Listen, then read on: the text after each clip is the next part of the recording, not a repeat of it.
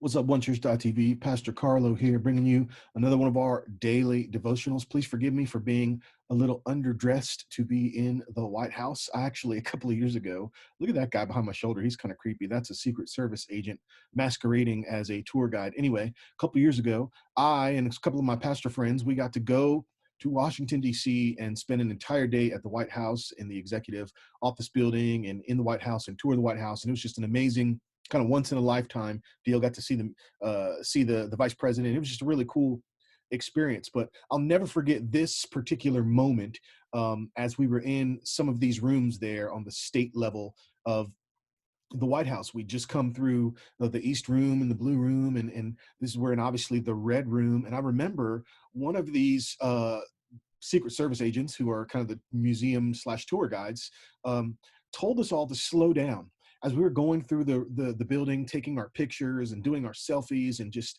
walking through everything. He kept saying, slow down, everyone, take it all in, process it, pay attention to where you are, be mindful of where you are. This is the White House. This is the home of the President of the United States. You're walking places where Abraham Lincoln walked, where John Kennedy walked. Look out that window. Thomas Jefferson had that view. Look out that window. You know, all these presidents, these great world leaders, they looked out of that window that you have. Hey, that view that you see, you can only see it from where you're standing right now. And he just kept on and on encouraging us, slow down. He said, take your pictures, enjoy yourself, but remember, this is the actual White House and you are in that room. So savor every moment. And I remember after that, I just deliberately slowed down my breathing and slowed down the way that I was walking. And anytime that I could touch something, you know, I touched it, put my hand on the wall just to kind of process in that moment. We can get so busy and caught up in the environment that we forget to appreciate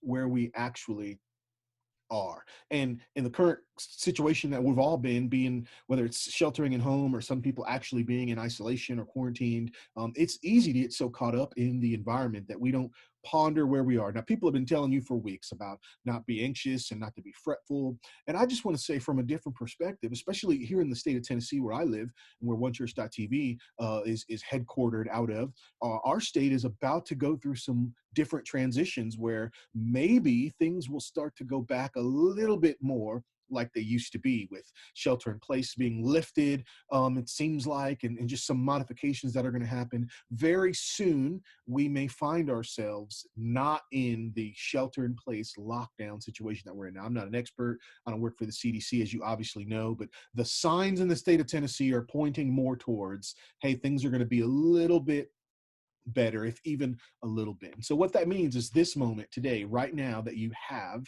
you're probably not going to get that back. And so I would just encourage you to slow down and appreciate, even if this one last moment where you are. It reminds me of a Psalm of David. I'll read in Psalm 37. David said, trust in the Lord and do good. Then you will live safely in the land and prosper. Here's what I like. Verse 4, he says, take delight in the Lord and he will give you the desires of your heart. Take delight in the Lord. Take delight in the gifts of God.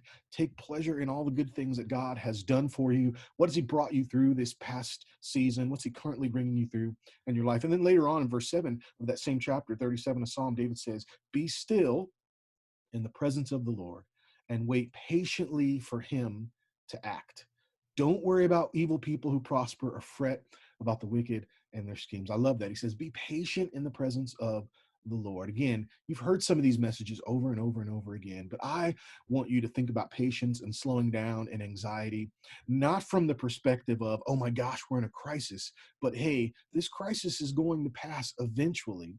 And when it does, you're going to look back at some of those moments and you may actually wish that you had the time to pause and reflect. You may actually wish that you had a slower pace in life. And so I would say, hey, you're in this once in a lifetime moment.